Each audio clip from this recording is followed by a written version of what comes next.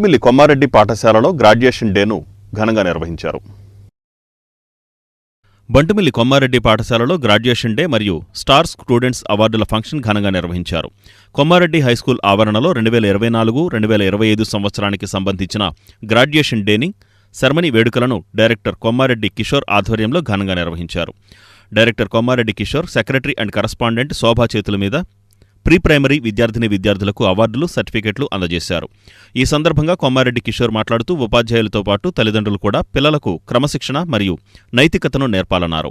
తల్లికి మించిన గురువు ఉండరని, ఇంటి వద్ద పిల్లలు ప్రవర్తనతో పాటు మాట్లాడే భాషను సరిచేసి వారికి ఏ విధంగా మాట్లాడాలో నేర్పాల్సిన బాధ్యత ఎంతైనా ఉందన్నారు.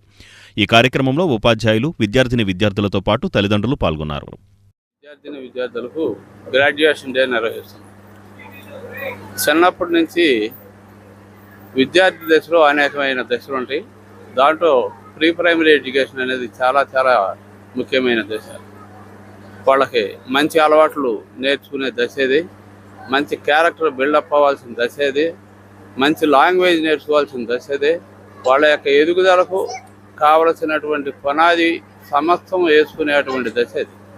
అటువంటి ఆ దశని తల్లిదండ్రులు, ఉపాధ్యాయులు అందరూ కూడా తమ తమ బాధ్యతలు సక్రమంగా నిర్వహించి వాళ్ళు మంచి ఉత్తమ పౌరులుగా ఎదగటానికి తమ వంతు సహాయం చేయాల్సిందిగా కోరుతున్నాం.